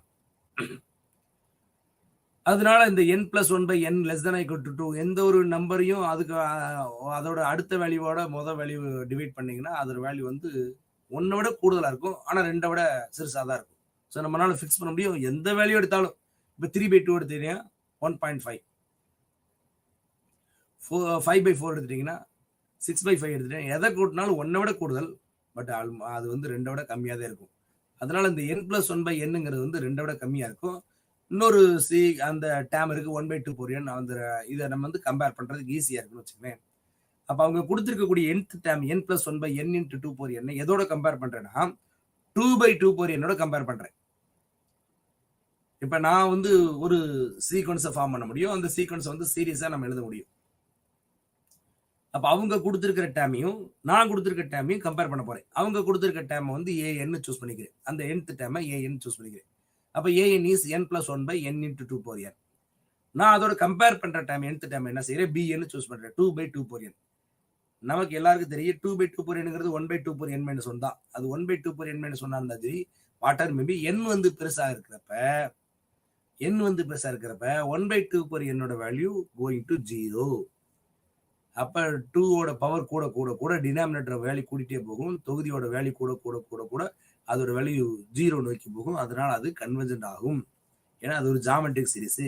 ஜாமெட்ரிக் சீரிஸ் எது கன்வர்ஜென்ட் ஆகும்? 1/1 - a கன்வர்ஜென்ட் ஆகும். இதெல்லாம் இருக்கு நம்ம தெரியல. அப்ப ஜாமெட்ரிக் சீரிஸ் கன்வர்ஜென்ட் ஆகுங்கிறதுனால இந்த bnங்கிறது கன்வர்ஜென்ட் ஆகும்னு கிளியரா புரிஞ்சுக்கணும். நமக்கு கண்டிஷன் என்னது? an bn கம்பேர் பண்றப்ப an காட்டிலையும் bn ஆல்வேஸ் எப்பயுமே பெருசுதான். ஏன்னா நம்ம அந்த அப்படிதான் கம்பேர் பண்ணி எடுத்துருக்கோம். நம்ம n+1/n less than or equal to 2ங்கிறதுனால n+1/n × 2/nங்கிறது less than or equal to 2/2/n. அப்ப anங்கிற டேம் nth டேம் bnங்கிற டேம் காட்டிலும் சிறுசு தான். அப்ப நம்மளால கிரியேட் பண்ண முடிஞ்சது என்ன ரிலேஷன்ஸ்ல இருக்கு? an less than or equal to bnங்கிற ரிலேஷன்ஸ்ல இருக்கு. அப்போ we formed the series bn which is convergent. அது கன்வர்ஜென்ட் ஆகுறதுனால அந்த தியரத்தோட ஸ்டேட்மெண்ட் படி an கன்வர்ஜென்ட் ஆகும். கன்வர்ஜென்ட் ஆகும். அதுதான் ப்ரூஃப். இதுக்கு நம்ம பயன்படுத்துற டெஸ்ட் வந்து கம்பேரிசன் டெஸ்ட். bn நம்ம ஒரு சீரிஸ் பார்க்குறோம். அந்த சீரிஸ் கன்வர்ஜென்ட் ஆகுது. அதனால an கன்வர்ஜென்ட் ஆகுது. என்ன ரிலேஷன்ல? an less than or equal to bnங்கிற ரிலேஷன்ல. அதுதான் இதுக்கு உதாரணம். அடுத்து வந்து தியரம்ல limit form of comparison test. Comparison தான், ஆனா அப்படி ஒரு சோதனை பண்றப்ப லிமிட் ஃபார்மை யூஸ் பண்ணி கம்பேர் பண்ண போறோம். இப்பயும் நான் கம்பேரிசன் தான் பண்ண போறேன். வேற ஒரு சீரிஸ் வச்சு கம்பேர் பண்ண போறேன். ஆனா எப்படி கம்பேர் பண்றோம், இதுல என்ன விஷயங்கள் பயன்படுத்துறோம் பாருங்க. Suppose for all n an greater than 0 bn greater than 0 போட்டிருக்கோம். 2 பாசிட்டிவ் அண்ட் நான் நெகட்டிவ் சீரிஸை எடுத்துக்கிறோம். இந்த சீரிஸ் கன்வர்ஜென்ட் பேசுறதுக்கு பதிலா சீக்வன்ஸை பத்தி பேசணும்னு வச்சுக்கோங்க. சீக்வன்ஸ் வந்து லிமிட்டிங் பார்க்க வேண்டும். சீரிஸ் சிக்மா போட்டுருவோம். கூட்டுத்தொகை என்ன சிக்மா. சீக்வன்ஸ் லிமிட் அப்படி போட்டுருவோம். an வகுக்கிறோம். அதுக்கு வேல்யூ கிடைச்சதுன்னு வச்சுக்கோங்களேன். when n tends to infinity an/bn ஓட வேல்யூ கிடைச்சதுன்னா bn கன்வர்ஜென்ட் ஆச்சுன்னா ஆட்டோமேட்டிக் an கன்வர்ஜென்ட் ஆகும். இப்ப இது முன்னாடி சொன்னோம்ல n+1/n less than or equal to சொன்னோமா. அப்போ அப்படி வகுக்கிறப்ப ஒரு வேல்யூ கிடைக்குதா? அது மாதிரி ஒரு டேம் இன்னொரு டேம்ல வகுக்கிறப்ப ஒரு வேல்யூ கிடைக்கும்ல. அந்த மாதிரி value nth term n tends to infinity அப்படிங்கிற டேம்ல கிடைச்சிச்சுன்னா அப்ப அது ரெண்டையும் கம்பேர் பண்ற மாதிரி ஒரு பொசிஷன் இருக்கு. அப்ப b வந்து கம்பேர் பண்றதுல கன்வர்ஜென்ட் ஆகுதுன்னா ஆட்டோமேட்டிக் ஏயும் கன்வர்ஜென்ட் ஆகும். ஒருவேளை அந்த வேல்யூ வந்து நமக்கு கன்வர்ஜென்ட் ஆகல, அந்த வேல்யூ வந்து என்னன்னு சொல்ல முடியல, அது இன்ஃபினிட்டின்னு சொல்லிட்டோம்னா bn வந்து டைவர்ஜென்ட், ஆட்டோமேட்டிக் an டைவர்ஜென்ட் சொல்லலாம். இது ஒரு விதமான கம்பேரிசன் டெஸ்ட். Ratio test. அடுத்த பகுதி வந்து ரேஷியோ டெஸ்ட். முதல் பார்த்தது கம்பேரிசன் டெஸ்ட், இப்போ பார்க்கறது ரேஷியோ டெஸ்ட். ரேஷியோனா பின்னமா சொல்றது. இப்போ நான் மறுபடியும் எடுத்துக்கிறேன். நான் சீரிஸை பத்தி பேசுறேன். அந்த சீரிஸை பத்தி பேசுறதுக்கு பதிலாக நமக்கு சீக்வன்ஸை கம்பேர் பண்ணிட்டு இருப்போம் நம்ம சொல்லியிருக்கோம். இப்போ சீரிஸ்ல ஒரு பர்டிகுலர் டேம் நம்ம an ஜென்ரலா சொல்ல முடியும். அந்த anங்கிற டேமோட அடுத்த டேம் an+1 nth டேம் எடுக்கிறீங்கன்னா அதுக்கு அடுத்த நெக்ஸ்ட் டேம் வந்து n+1th டேம். இது ரெண்டோட விகிதாச்சாரம், இது ரெண்டோட விகித வேல்யூ எவ்வளவு இருக்கும்? அந்த நெக்ஸ்ட் டைம் மேல போடுறோம், முதல் டைம் கீழே போடுறோம். an+1/an வேல்யூ வந்து லெஸ் தென் 1 இருந்ததுன்னு வச்சுங்களேன். ரொம்ப முக்கியமான விஷயம். அதாவது எப்படி இருக்கும்னா, நீங்க உதாரணத்துக்கு 1 + 2 + 3 அப்படி போயிட்டு இருக்குன்னு வச்சுங்களேன். இப்போ நான் 2க்கு அடுத்த நம்பர் 3. அப்போ 3/2ன்னு போட்டிங்கன்னா அது கிரேட்டர் தென் 1. இதே இது வந்து குறைஞ்சிக்கிட்டே போகிற மாதிரி சீரிஸ் எடுத்துக்கோங்க. மேலேருந்து குறைஞ்சிட்டே வருது. 20, 19, 18, 17, 16 குறைஞ்சு போகுது. அப்போ அடுத்த வேல்யூ 16, முதல் வேல்யூ 17. அப்போ 16/17 லெஸ் தென் 1. இந்த மாதிரி ரேண்டமாக எடுக்கக்கூடிய ஒரு ஸ்டேஜ். அந்த ஸ்டேஜில் முதல் அந்த வேல்யூ அதுக்கு அடுத்த கன்சிக்யூட்டிவ் வேல்யூ எடுத்துக்கிறோம். அந்த முதல் வேல்யூ அதுக்கு அடுத்த கன்சிக்யூட்டிவ் வேல்யூவோட விகிதாச்சாரம் பார்க்குறோம். அதில் வந்து அடுத்த வேல்யூ வந்து மேலே, முதல் வேல்யூ வந்து கீழே போடுறப்ப வேல்யூ வந்து லெஸ் தென் 1 வந்ததுன்னா அந்த சீரிஸ் கன்வர்ஜென்ட் ஆகும். அப்போ சீரிஸ் வந்து இறங்கு முகத்தை நோக்கி போயிட்டு இருக்குன்னு அர்த்தம். an/an வேல்யூ லெஸ் தென் 1 அர்த்தம். அப்படி an வந்து இடது பக்கம் அந்த வலது பக்கம் இருக்கக்கூடிய 1ல் பெருக்கிக்கிங்க. பெருக்கினா எப்படி எழுதலாம்? an + 1 less then equal to an எழுதலாமா? அப்போ ஒவ்வொரு சீரிஸோட வேல்யூ ப்ரீவியஸ் வேல்யூவோட குறைஞ்சிக்கிட்டே போகுது. an + 1ங்கிறது an காட்டி சின்னது. அப்போ n வந்து 1 இருக்கிறப்ப a1 காட்டிலும் a2 சிறுசு, a2 காட்டிலும் a3 சிறுசு, a3 காட்டிலும் a4 சிறுசு. அப்போ அந்த வேல்யூஸ் ஒவ்வொரு பொசிஷனும் வேல்யூ குறைஞ்சிக்கிட்டே போகுதுன்னு அர்த்தம். அதனால தான் அது கன்வர்ஜென்ட் சொல்றோம். அப்போ அந்த ரேஷியோ டெஸ்ட் யாருக்கு பேசலாம் அப்படின்னா, கம்பேரிசன் டெஸ்ட் யாருக்கு பேசலாம்னா, இங்க இருக்கக்கூடிய கொடுத்துருக்கக்கூடிய சீரீஸை கம்பேர் பண்ற மாதிரி ஒரு நம்மளால கண்டுபிடிக்க முடியும்னா கம்பேரிசன் டெஸ்ட் எழுதலாம். இறங்கு முகமா, ஏறு முகமா, இறங்கு முகமா வரிசைப்படுத்தலாம் இல்லையா உறுப்புகளை? அந்த மாதிரி இறங்கு முகமா வேல்யூ குறைஞ்சிக்கிட்டே போற மாதிரி இருக்கக்கூடிய சீரீஸ் இருந்ததுன்னா அந்த சீரீஸ் கன்வர்ஜென்ட் ஆகும். ஒருவேளை ஏறு முகமா இருக்குன்னு சொன்னா அது டைவர்ஜென்ட். அது ஏறு முகங்கிறது தான் ரெண்டாவது possibility. an + 1/an value greater then equal to 1. அந்த கிரேட்டர் தென் ஈக்குவல் டு 1னா அந்த அடுத்த உறுப்பையும் முதல் உறுப்பையும் அந்த விகிதாச்சாரம் பார்க்குறப்ப வேல்யூ வந்து கிரேட்டர் தென் 1 இருந்தா, இப்போ நம்ம சொல்ல முடியாது 1 + 2 + 3 கூட்டிகிட்டே போகுது. அப்போ நெக்ஸ்ட் எலிமெண்ட் 3ன்னு வச்சுக்கோங்க. முதல் element 2, 3/2 value greater than 1, right தானே? அப்போ 1 விட அதிகமாக போகுதுன்னா அப்படின்னா அது கூட்டிகிட்டே போகுது. Increasing sequence. முதல்ல சொன்னது டிகிரீசிங் சீக்வன்ஸ், ரெண்டாவது சொன்னது இன்க்ரீசிங் சீக்வன்ஸ். அப்போ உறுப்புகள் வந்து சீக்வன்ஸ் வந்து டிகிரீசிங் ஸ்ட்ரக்சர்ல இருந்ததுன்னா, அந்த அமைப்புல இருந்ததுன்னா அந்த சீரிஸ் வந்து கன்வர்ஜென்ட் ஆகும். உறுப்புகள் வந்து இன்க்ரீசிங் ஸ்ட்ரக்சர்ல இருந்ததுன்னா, அந்த உறுப்புகள் வந்து 1 விட அதுக்கடுத்து கூடு, அதுக்கடுத்த விட அதை அடுத்த மதிப்பு கூடுது, அதுக்கடுத்த மதிப்பு கூடுது அப்படிங்கிற மாதிரி அமைப்புல இருந்ததுன்னா அது வந்து டைவர்ஜென்ஸ் சீரிஸ் அப்படி சொல்லுவோம். இந்த டெஸ்ட்டுக்கு பேர் ரேஷியோ டெஸ்ட். அதை யூஸ் பண்ணி தான் நம்ம இங்க என்ன செய்யறோம்னா, அந்த சீரிஸ் கன்வர்ஜென்ட் ஆகுமா கன்வர்ஜென்ட் ஆகாதான்னு நம்ம சொல்ல முடியும். So sigma n = 1 × 3n + 1/3n - 1ங்கிறது கன்வர்ஜென்ட் ஆகுமா ஆகாதா அப்படின்னு என்ன சொல்லிடலாம் அப்படின்னா, n + 1th டேர்மை பார்க்குறோம், nth டேர்மை பார்க்குறோம், 2ஓட விகிதாச்சாரம் பார்க்குறோம். மேலே இருக்க 2 காமனாக இருக்குது. 9n² + 9n - 4, 9n² + 9n + 2 போட்டிருக்கோம். ஆல்மோஸ்ட் இதோட வேல்யூ லெஸ் தென் 1. ஏன்னா -4/2ன்னு வச்சுக்கலேன். மற்றதெல்லாம் என்னெல்லாம் விட்டுருங்க. -4/2ங்கிறது almost -2, which is less than 1. So இந்த an + 1/an வேல்யூ லெஸ் தென் 1 இருக்குதுன்னா அப்போ இந்த சீரிஸ் வந்து கன்வர்ஜென்ட் ஆகும் by ratio test. Root test. Root டெஸ்ட்ங்கிறது சில அந்த சீரிஸோட அந்த உறுப்புகளோட ஸ்ட்ரக்சர் வந்து ரூட் எடுத்தா ஈஸியாக நம்மளுக்கு அதை ஐடென்டிஃபை பண்ணிக்கலாம், அந்த அமைப்பை பற்றி ஒரு நிர்ணயத்துக்கு வரலாம் அப்படிங்கிற மாதிரி இருந்தால் ரூட் டெஸ்ட் அப்ளை பண்ணலாம். Let an greater than 0 for all n. Suppose for all n, nth root of an less than or equal to 1 வச்சுங்களேன். அதாவது ரூட் எடுக்கிறதுனா nth ரூட், எந்த ரூட் எடுத்தாலும் nth ரூட் எடுக்கிறப்ப அந்த வேல்யூ லெஸ் தென் 1 இருந்ததுன்னா அந்த series வந்து கன்வர்ஜென்ட் ஆகும். ஜென்ரல் டைம் பேசுறேன், nth டைம் பேசுறேன். nth டைமுக்கு nth ரூட் எடுக்கிறோம்னா அதோட வேல்யூ லெஸ் தென் 1 இருந்தா, இப்போ நீங்க ஜென்ரலா பேசுறப்ப nth டைமோட nth ரூட் என்னவா இருக்குன்னா சின்னதாயிருச்சுப்பா. அப்போ ஒரு ஜென்ரல் டைம் எடுத்து பேசுறப்ப அதுக்கு ரூட் எடுத்த வேல்யூ குறையுதுன்னு சொன்னா அந்த சீரிஸ் அந்த உறுப்புகளோட கூட்டுத்தொகையை வந்து கன்வர்ஜென்ட் ஆகும். அப்படி ஒருவேளை ஆகலை கிரேட்டர் தென் ஈக்குவல் டு 1 இருந்தால் அந்த சீரிஸ் வந்து டைவர்ஜென்ட் ஆகும். இதை சொல்றது வந்து root test. Limit form of root test. அதுவே நம்ம சீரிஸ்ல சொன்னா ரூட் ஸ்கொயர் ரூட் அந்த nth ரூட் எடுக்கிறோம், அப்போ அந்த சீரிஸ் கன்வர்ஜென்ட் சொல்றோம். அதுவே வந்து லிமிட் அப்ளை பண்றதா இருந்தால் nth ரூட்டோட லிமிட் n → அப்ளை பண்றப்ப லிமிட் எக்ஸிஸ்ட் ஆகுது. நம்ம வேல்யூ சப்ஸ்டியூட் பண்ணி தான் பார்க்க போறோம். n → இருக்கிறப்ப அப்படின்னா வேல்யூ கிடைக்கும், அப்படின்னா எக்ஸிஸ்ட் அப்படின்னா அர்த்தம் வேல்யூ கிடைக்கும். ஒருவேளை அது எல்னு வச்சுக்கலேன். அப்படி கிடைக்கிற வேல்யூ லெஸ் தென் 1 இருந்தால் கன்வர்ஜன், கிடைக்கிற வேல்யூ கிரேட்டர் தென் 1 இருந்தால் அது டைவர்ஜென்ஸ். ஒருவேளை இஸ் ஈக்குவல் டு 1 இருந்தால் இன்கன்க்ளூசிவ். ஒரு முடிவு சொல்ல முடியாது, கன்வர்ஜென்ட்டும் இல்லை டைவர்ஜென்ட் இல்லை, ஆசிலேட்டிங்கிற மாதிரி. கன்வர்ஜென்ட்டும் இல்லை டைவர்ஜென்ட்டும் இல்லை அப்படின்னா எல்ஸ் ஈக்குவல் டு 1. அதாவது அதுக்கு வந்து nth ரூட் எடுக்கிறோம்ல, அந்த nth ரூட்டோட வேல்யூ வந்து when n tends infinity இருக்கிறப்ப அதோட வேல்யூ 1 ஆயிடுச்சுன்னு வச்சுங்களேன். அந்த வேல்யூ 1 இருக்குன்னா அதுக்கு எந்த ஒரு நிர்ணயத்துக்குள்ளே வராது, அது கன்வர்ஜென்ட்ங்கிற நிர்ணயத்துக்குள்ளே வராது, டைவர்ஜென்ட்ங்கிற நிர்ணயத்துக்குள்ளே வராது. அப்போ அந்த சீரிஸை பற்றி நம்மளால எந்த ஒரு பொதுவான ஒரு விஷயத்துக்குள்ள வர முடியாது. லெஸ் தென் 1 இருந்தா கன்வர்ஜென்ட் ஆகும், கிரேட்டர் தென் 1 இருந்தா டைவர்ஜென்ட் ஆகும். ஸோ உதாரணத்துக்கு ஒரு ப்ராப்ளம் கொடுத்துருக்கோம். இது யூசிங் பை ரூட் டெஸ்ட். அந்த ப்ராப்ளத்தில் பார்த்தீங்கன்னா பவர் இருக்கா? இப்போ பவர் இருந்தால் nth ரூட் எடுக்கிறது easy. X power N by N power N அந்த ஃபார்மேட்டில் இருக்கு. அதனால ஏஎன்ங்கிற டேம் ஜென்ரல் டேம் வந்து X power N by N power N எடுக்கிறோம். அப்போ nth ரூட் பார்க்குறப்ப எக்ஸ் பை என்ன கிடைக்கும்? n டென்ஸ் இன்ஃபினிட்டி போகிறப்ப X by n tends to 0 ஆயிரும், which is less then 1. Less தென் 1 இருந்தால் அது கன்வர்ஜென்ட் ஆகும். ஸோ இங்கே அந்த அமைப்பு, அந்த உறுப்போட அமைப்பு பவர் n இருக்கிறதுனால இது ரூட் டெஸ்ட் எடுத்தா நம்மளால இந்த டெஸ்ட்டை வச்சு இந்த சீரிஸ் வந்து கன்வர்ஜென்ட் ஆகுமா ஆகாது கண்டுபிடிக்க முடியும். ஸோ ப்ராப்ளத்தை பொறுத்து தான் அந்த எந்த டெஸ்ட்டுங்கிறத சூட்டபிளாக நம்ம சூஸ் பண்ணிக்கிறோம். ரேபிஸ் டெஸ்ட் அப்படிங்கிறது இந்த சீரிஸோட பாசிட்டிவ் ரியல் நம்பரோட ஒரு வித்தியாசமான அமைப்பு. இவர் வந்து என்ன செஞ்சிருக்காருன்னா அந்த ரேஷியோ பார்க்குற மாதிரியே, ரேஷியோ டெஸ்ட் மாதிரியே எக்ஸ்ட்ரா ஒரு விஷயத்த சொல்லியிருக்காரு.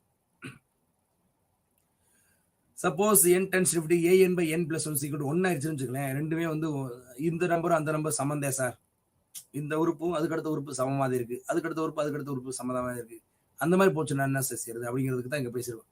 when n tends to infinity large நம்பரை போறப்ப பெரிய வித்தியாசம்லாம் கிடையாது, முதல் உறுப்புக்கு அதுக்கடுத்த உறுப்புக்கு வித்தியாசம் கிடையாது, ரெண்டு ஒன்று மாதிரி தான் இருக்கு அப்படிங்கிற மாதிரி இருந்ததுன்னா limit n tends to infinity an by an minus an plus 1 minus 1 value வந்து ஒரு எல்லுன்னு கிடைக்குது. அந்த எல்லோட வேல்யூ கிரேட்டர் தென் 1 இருந்தால் டைவர்ஜென்ட் ஆகும், லெஸ் தென் 1 இருந்தால் கன்வர்ஜென்ட் ஆகும். இதுக்கு முன்னாடி நம்ம பார்த்தப்ப அது எங்க போகுதோ அந்த வேல்யூ எல்லுன்னு வச்சிருக்கோம்னா எல்லோட வேல்யூ லெஸ் தென் 1 இருந்தால் கன்வர்ஜென்ட் ஆகும், கிரேட்டர் தென் 1 இருந்தால் டைவர்ஜென்ட் ஆகும் சொல்றோம். இங்க அதே விஷயம் limit n tends to infinity n into an by an plus 1 minus 1 value L, அந்த எல் வந்து கிரேட்டர் தென் 1 இருந்தால் தான் அது கன்வர்ஜென்ட் ஆகும். நம்ம பார்க்குற அந்த டெஸ்ட்டை வந்து ரேபிஸ் சொல்லியிருக்காரு. இது வந்து ஒரு கொஞ்சம் வித்தியாசமான அமைப்பு. இது எந்த ஸ்டேஜில், இது எங்கே அப்படின்னா சப்போஸ்ங்கிற வார்த்தை பயன்படுத்தி பார்த்துக்குங்க. ஒரு குறிப்பிட்ட ஸ்டேஜுக்கு பிறகு ஒரு லாங்கான ஸ்டேஜில் ஏஎன்னுங்கிறது an plus 1ங்கிறது வேற வேற கிடையாது. அதாவது சீரீஸில் இருக்க டேம்ஸ்லாம் ஒன்று போல ஆயிடுச்சு அப்படிங்கிற மாதிரி ஸ்ட்ரக்சராக இருக்கிறப்ப இந்த ரேபிஸ் டெஸ்ட் வந்து suitable test, whether it is convergent or divergent check பண்ணுறது. அடுத்து காஸ் டெஸ்ட். இது இன்னொரு டெஸ்ட், காஸ் டெஸ்ட். அதை எத்தனை விதமாக பிரிச்சுக்கிறேன்னு பாருங்க. இந்த ரேசியோ பார்க்குறோம்னு வச்சுக்கலேன், ஒரு சீரீஸ் கொடுக்குறாங்க, பாசிட்டிவ் டேம்ஸ் கொடுக்குறாங்க, அதில் ratio an by an plus இருக்குன்னு வச்சுக்கலேன். இங்கே எப்படி எழுதணும்? ரேபிஸ் டெஸ்ட்டில் an by an plus nth டேமுக்கு பிறகு ஒரு ஸ்டேஜுக்கு பிறகு ரெண்டும் ஒன்று தான் அப்படின்னு சொல்றத இசிகோல் டு 1 போட்டிருக்கோம். இங்கே எப்படி பிரிச்சிருக்கோம் பாருங்க, an by an plus 3 பகுதியாக பிரிக்கிறோம். எப்படி பிரிக்கலாம்? ஒரு நம்பர் ஹோல் நம்பர் ஏ, நம்ம அந்த அந்த பின்னத்தை வந்து நம்ம 1.2ன்னு வச்சுங்களேன், 1ன்னு பிரிக்கிறது அந்த ஏ, 0.2ங்கிறது பி பை என், அந்த மாதிரி. So A plus B by N plus R N by N power P இப்படிங்கிறதெல்லாம் இந்த பகுதிகளை பிரிக்கிறது வந்து அந்த அந்த அமைப்பை, அதோட வேல்யூவை, ஏன்னா பாசிட்டிவ் டேம்ஸ் சொல்லிட்டோம் இல்லையா, எல்லாமே பாசிட்டிவ் டேம்ஸ், அப்போ எல்லாமே பாசிட்டிவ் நம்பர்ஸ். அந்த பாசிட்டிவ் நம்பரில் பின் எடுக்கிறப்ப அதுக்கு ஏதோ ஒரு வேல்யூ கிடைக்கும். அந்த வேல்யூவை 3 பகுதியாக பிரிக்கிறோம். அந்த 3 பகுதியை வச்சு நம்ம கேட்டகரைஸ் பண்ணுறோம். அதை வந்து பகுதிகளை பிரிக்கிறோம். நம்ம ஏயோட வேல்யூ வந்து கிரேட்டர் தென் 1 இருந்தால் அது கன்வர்ஜென்ட் ஆகும். ஏயோட வேல்யூ வந்து லெஸ் தென் 1 இருந்தால், இப்போ நான் பிரிச்ச பகுதிகளில் சொல்கிறேன், அந்த பிரிச்சதில் A plus B by N plus R N by N power P போட்டிருக்கோம்ல, அதை வச்சு நம்ம அந்த விஷயத்தை பிரிக்கிறோம். அந்த சீரிஸோட குணங்கள் எப்படி இருக்குன்னு சொன்னால், அப்படி பிரிக்கிறப்ப ஏ வேல்யூ வந்து கிரேட்டர் தென் 1 இருந்துச்சுங்களேன், அந்த சீரிஸ் வந்து கன்வர்ஜென்ட் ஆகும். ஏன்னா ஏஎன் பை ஏஎன் பிளஸ் 1 போட்டிருக்கோம். ஏ வந்து கிரேட்டர் தென் 1 இருக்குன்னா மேலே இருக்கிற வேல்யூ சிறுசு, கீழே வேல்யூ பெருசு, மேலே இருக்க வேல்யூ பெருசு, கீழே வேல்யூ சிறுசு அப்படிங்கிற மாதிரி மாறிடும். அப்படி இருந்தால் தான் ஏயோட வேல்யூ கிரேட்டர் தென் 1 வரும். அப்போ அது வந்து கன்வர்ஜென்ட் சீரிஸ். ஏ வந்து லெஸ் தென் 1 இருந்தால் அது டைவர்ஜஸ். ஏ வந்து 1 இருந்து, ஏ வந்து 1, இதுதான் வேல்யூ 1. பி வந்து கிரேட்டர் தென் 1 இருந்தால் அது கன்வர்ஜென்ட். ஏ வந்து 1, பி வந்து லெஸ் தென் ஈக்குவல் டு 1 இருந்தால் அது டைவர்ஜென்ஸ். இந்த 4 வகைகளில் அந்த சீரிஸை பற்றி நம்ம தெரிஞ்சுக்கலாம். எப்போ அந்த ஏஎன் பை ஏஎன் பிளஸ் 1ங்கிறது A plus B by N plus R N by N power P அப்படின்னு எழுதுறப்ப. ஸோ இந்த டெஸ்ட் வந்து காஸ் சொல்லியிருக்காரு, அதனால அவர் பேர்லேயே இந்த தியரத்தை சொல்கிறோம், இது காஸ் டெஸ்ட்னு பேர். ஸோ நம்ம கம்பேரிசன் ஆஃப் டெஸ்ட், அந்த தொடர்கள் வந்து கம்பேர் பண்ணி இந்த வகைகளில் இருக்க டெஸ்ட் மூலமாக நம்ம படித்தோம். ஆல்டர்னேட்டிவ் சீரீஸுங்கிறது மாற்று தொடர். இது நமக்கு உதவியாக இருக்கும். என்னன்னா சில சீரீஸில் வந்து உறுப்புகள் வந்து அமைப்பு வந்து நம்மளால ஓரளவுக்கு புரிஞ்சுக்க முடியாத மாதிரி அல்லது எளிமையாக இல்லாமல் இருந்துருச்சுங்களேன், வேற ஒரு விதத்தில் நம்ம எழுதலாமா, வேற ஒரு விதத்தில் அந்த சீரீஸை வந்து ஆல்டர்னேட் பண்ணி எழுதலாமா, அப்படி இருந்தால் அதுக்கு பேர் மாற்று தொடர்னு பேர்.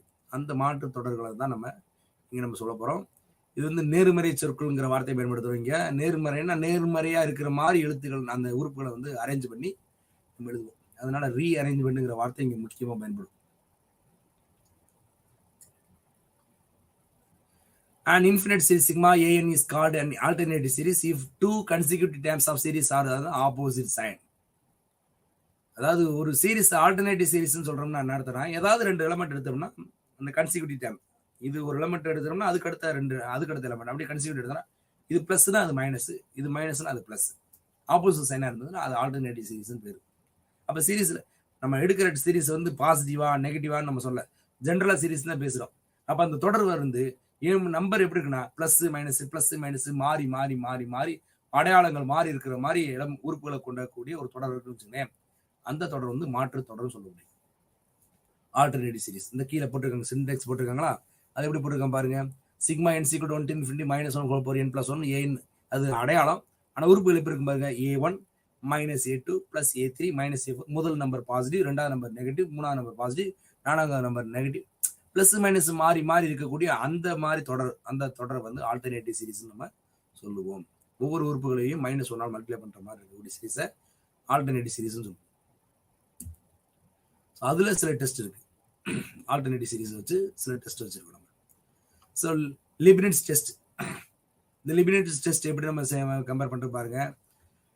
Sigma n = 1 infinity -1 n + 1 an bn alternative series. Alternative series எப்படி இருக்கும்? A1 ஆல்டர்னேட்டிவ் சீரிஸ் எப்படி இருக்கும்? A1 -A2 + A3 -A4 + A5 -A6 அப்படியே போயிட்டு இருக்கு, பிளஸ் எக்ஸெட்ரா அப்படின்னா அந்த அதே மாதிரி அந்த அடையாளம் போயிட்டே இருக்கும். an > for all n = 1 to infinity அந்த மாதிரி இருக்குன்னு வச்சுங்களேன். எல்லா நம்பரும் பாசிட்டிவா இருக்கு. உறுப்புகள் வந்து முதல் நம்பரை விட அடுத்த நம்பர் சிறுசா இருக்கு, அதுக்கு அடுத்த நம்பர் சிறுசா இருக்கு, அப்படி இருக்கு. அது வந்து மோனோடானிக் டிக்ரீசிங் சீக்வென்ஸ் சொல்லுவோம். nth டேமுக்கு பிறகு லாங்ல இருக்கக்கூடிய ஒரு nth டேம் வந்து ரொம்ப லாங்ல இருக்கக்கூடிய டேம் anth டேம் வந்து என்ன சொல்றோம்னா, when n tends to infinity an ஓட வேல்யூ வந்து 0ன்னு சொல்றோம்னு வச்சுக்கோங்க. இந்த மூணு குணங்கள் இருக்கக்கூடிய ஒரு சீரிஸ் நம்ம எடுத்துக்கிட்டோம்னா, அந்த ஆல்டர்னேட்டிவ் சீரிஸ் எடுத்துட்டோம்னா, நம்ம சொல்றது நல்லா கவனிச்சுக்கோங்க. எலமெண்ட்டை வந்து பாசிட்டிவா எடுத்துக்கிறோம், உறுப்புகளோட வேல்யூ வந்து குறையிற மாதிரி எடுத்துக்கிறோம், டிகிரீசிங் எடுத்துக்கிறோம். ஒரு ஸ்டேஜுக்கு பிறகு லாங்ல வந்து அதோட வேல்யூ 0ன்னு சொல்றோம். அப்படின்னா அந்த சீரிஸ் வந்து கன்வர்ஜென்ட் சொல்லலாம். அந்த சீரிஸ் வந்து கன்வர்ஜென்ட் சொல்லலாம். அதோட பார்சியல் வந்து கன்வர்ஜென்ட் ஆகும், ஆனால் சீரிஸும் கன்வர்ஜென்ட் ஆகும். இந்த டெஸ்ட்டை சொன்னது வந்து லெபினிஸ். இந்த பாருங்க, உதாரணம் பாருங்க.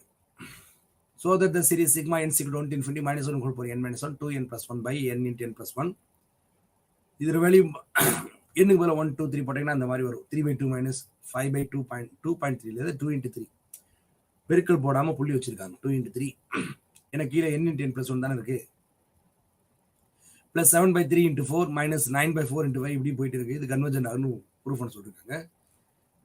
அந்த லெபினிட் டெஸ்ட்டை யூஸ் பண்ணி நம்ம இது என்ன செய்யலாம்னா கன்வர்ஜென்ட் ப்ரூஃப். இந்த எக்ஸாம்பிள் பாருங்க. டெஸ்ட் த சீரிஸ் நம்ம டெஸ்ட் பண்ண போறோம். Sigma n = 1 to infinity cos nx/n². எக்ஸ்ங்கிறது ரியல் நம்பர், இது கன்வர்ஜென்ட் ஆமா அப்படி டெஸ்ட் பண்ணும். Excuse me.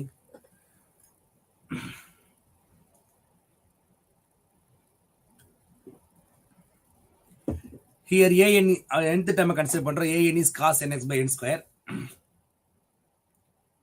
cos ஓட வேல்யூ trigonometric functionல sin ஓ cos ஓட value always less than or equal to 1. so modulus of cos nx less than or equal to 1. அப்ப அதை எதோட கம்பேர் பண்ணலாம்? 1/n² கம்பேர் பண்ணலாம். அப்போ modulus of an is less than or equal to 1/n². நம்ம இதுக்கு முன்னாடி படிச்சிருக்கோம், கம்பேரிசன் டெஸ்ட் படிச்சிருக்கோம். அப்போ இந்த டெஸ்ட்டை கம்பேர் பண்றப்ப 1/n² கம்பேர் பண்ணிடலாம். இன்னொரு தீரம் முடிச்சிருக்கோம், எக்ஸாம்பிளா பார்த்தோம். நம்ம என்னவா பார்த்தோம் அப்படின்னா,1/n⁴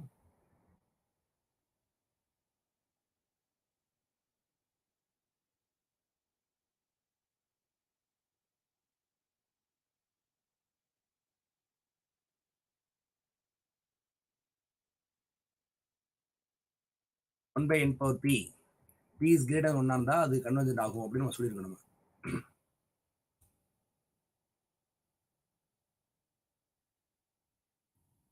ஸோ நம்ம அதுக்கு இங்க பயன்படுத்திக்கலாம்னு வச்சுங்களேன்.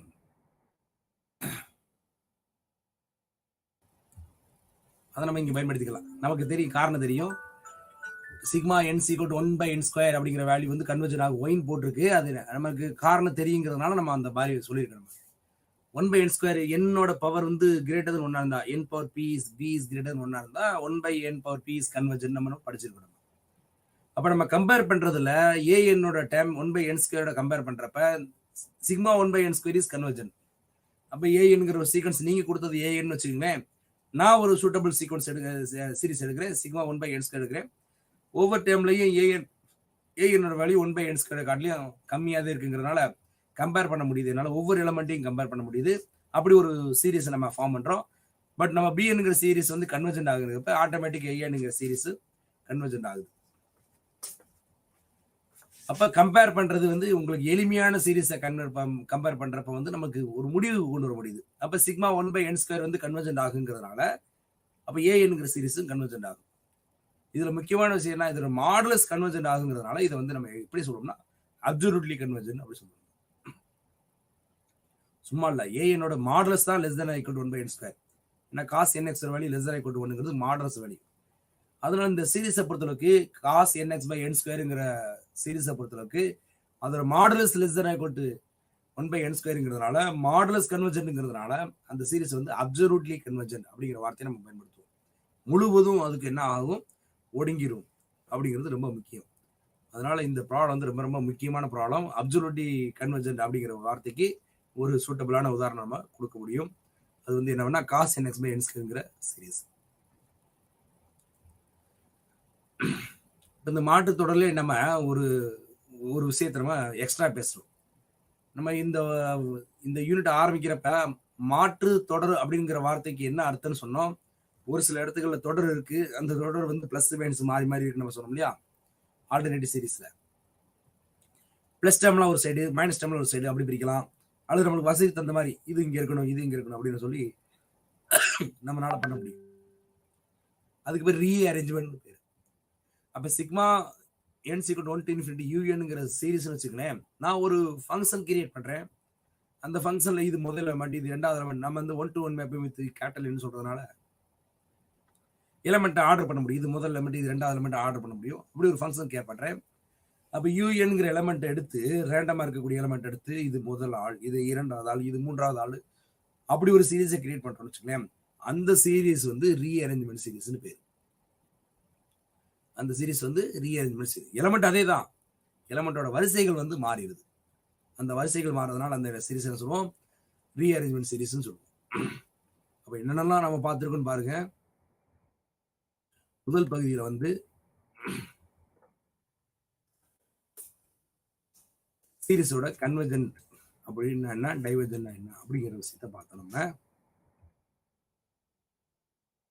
சீக்வன்ஸை வச்சு கம்பேர் பண்ணிட்டு இருந்தோம்.